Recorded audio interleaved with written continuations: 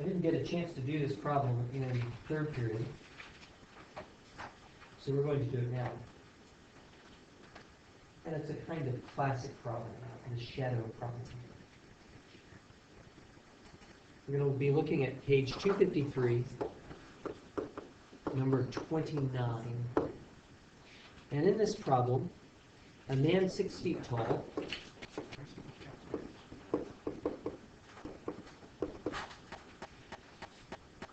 walks at the rate of 5 feet per second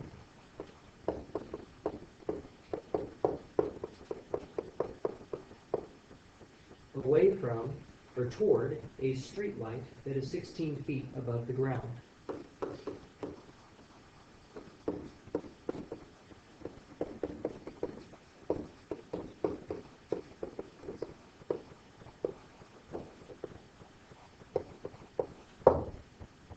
And now for the question. At what rate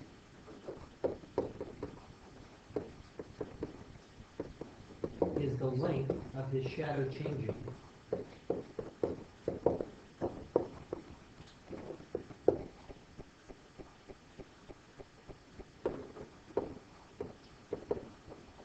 And he is 10 feet from the lamp.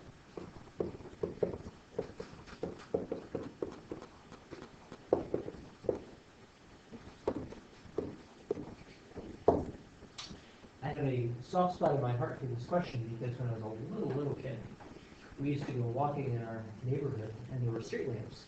And so I would watch my shadow go out in front of me as I was walking along the street lamp. And he did the same thing. And it's remarkable how long that shadow gets. And so you sit there and you think, oh wow, there's a mathematical relationship here. Well, let's draw a diagram and see what we can see.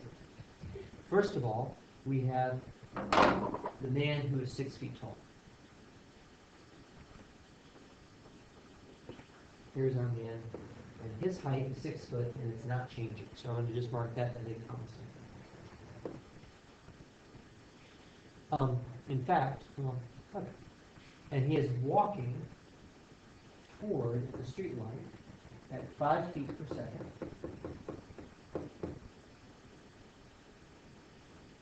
And the street light is 16 feet tall. Now, that almost translates that first sentence, but there's one thing about my diagram that's left hanging. And what is that one thing?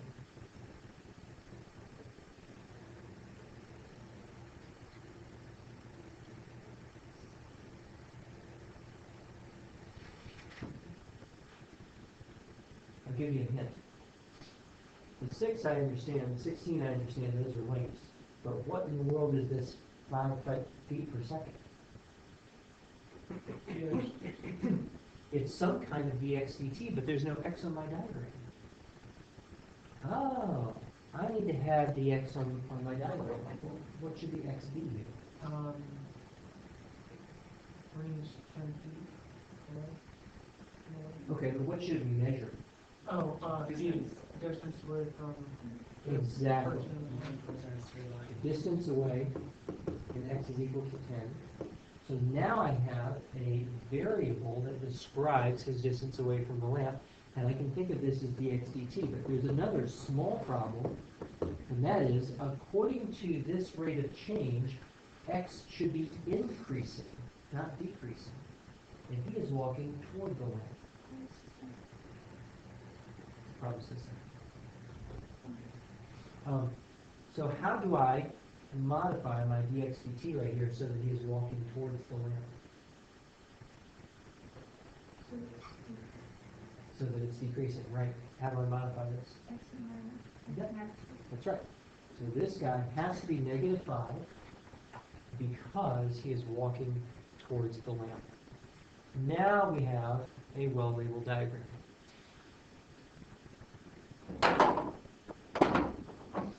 But now the question is asking about the length of his shadow. Now, to understand this, we have to understand how the shadow gets cast. What happens is light comes out from the lamp, right? And when light comes out from the lamp, some of that light is going to strike his body and fail to go through it.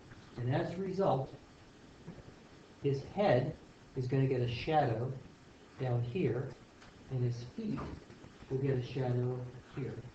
So the man's head, look like that, and stick people have stick shadows, so there's his shadow. So we're looking for the length of his shadow, and I think S is a good variable for the length of the shadow. We don't really know what S is yet, but we are looking for dsdt.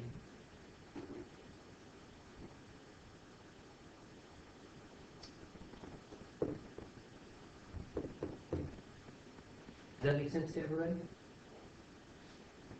Our diagram got a little ugly, so what I'm going to do is to come and simplify it.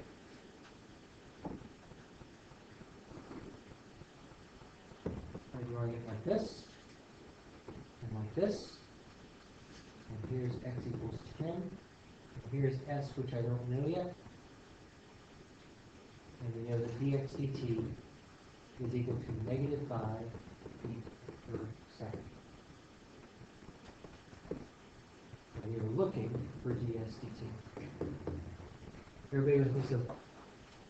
Okay. Now here's what I want you to observe. When I look at this diagram, the thing that I see is similar triangles. And the reason I see similar triangles is that I have two parallel lines right here and here that are both cut by this transversal, which is the ground, and the ray of light coming from the lamp right there. And because we have similar triangles, we can immediately write a proportion for those similar triangles. And our proportion is going to look like this. Side is to side, just like side is to side. Now, be careful here. Or we could do it like this. S is to 6, just like, here's our small triangle, S is to 6, just like S plus X is to 16. This relationship comes from our two similar triangles. Now stop and contemplate this for just a minute, because students will often want to do just plain old x over 16, and of course that's not right. You have to identify the two triangles that we're talking about. Our small triangle in green has sides of s and 6. And the large triangle in black has sides of s plus x and 16. Yes, sir. That is a ratio.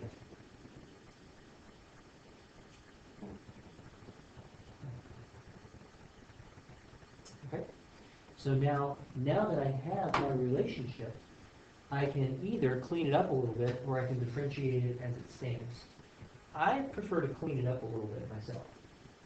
Fractions, they're okay. But if I can get rid of fractions, I sure will. So let me clear the fractions by multiplying both sides by 16. And when I do, I get 16s equals 6s plus 6x. Or in other words, 10s is equal to 6x. This is a much cleaner relationship. And now I can differentiate it. 10 ds dt equals 6 dx dt. And we know that dx dt is negative 5.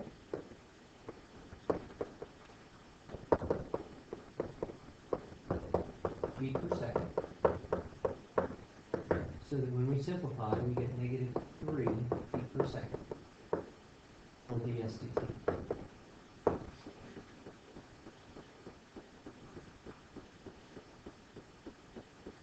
And we can write this in English as either the length of the shadow is decreasing, that probably works,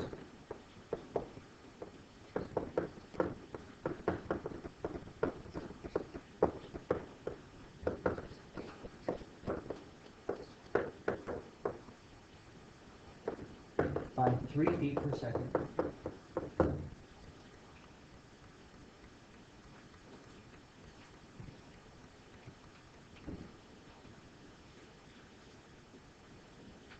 How are we doing? Does this make sense?